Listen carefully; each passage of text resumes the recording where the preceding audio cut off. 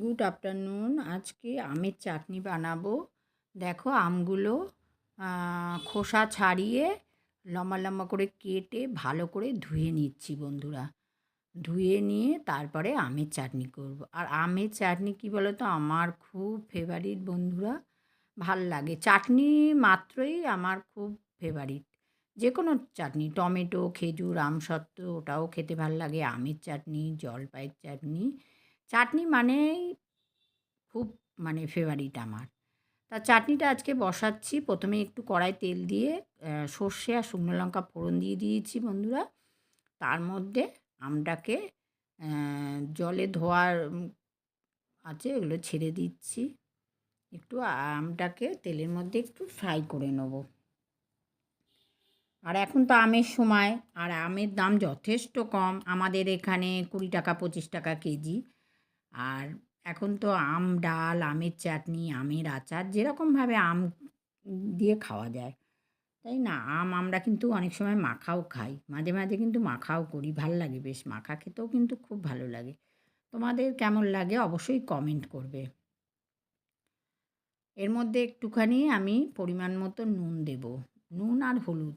এটা পুরো একটু পাতলা পাতলা ঝোল করব আমের। যাই হোক, দেখো একটুখানি নুন, একটু হলুদ দিয়ে দিয়েছি।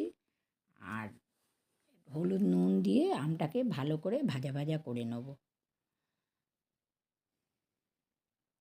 মিষ্টি আমও খেতে ভাল লাগে, যেটা আমরা বলি মিঠা আম।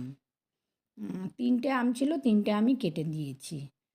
আর কেননা রাখিনি, ফ্রিজে ছিল আমগুলো, 3-4 দিন হলো নিয়ে এসেছি। তা চাটনি ছিল বলে আর করা হয়নি। ফাইনালি আজকে চাটনিটা করে রাখবো। মোটামুটি 4 দিন মতো হয়ে যাবে। 3 দিন তো হবেই, 4 দিনও হয়ে যায়। যাই হোক, খাওয়ার লাস্ট পাতে খেতে ভালোই লাগে। চলো, একটু ভাজা হয়ে গেছে, আমি একটু জল দেব।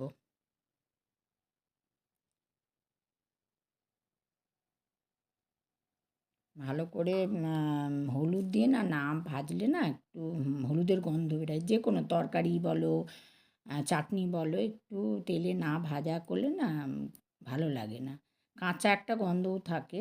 তা অল্প একটু জল দিয়ে আমি এটা ঢাকা দিয়ে দেবো। সেদ্ধ হওয়ার পর এটা বাতাসা আর চিনি দিয়ে দেবো। গুড আফটারনুন বন্ধুরা, কেমন আছো? আশা করি ভালো আছো। সবাইকে শুভ দুপুরের অনেক অনেক শুভেচ্ছা, ভালোবাসাই। দেখো আমের চাটনি কেমন লাগলো অবশ্যই তৈরি করলাম। কমেন্টস করো, শেয়ার করো একটু অন্য বন্ধুরা। চাটনিটা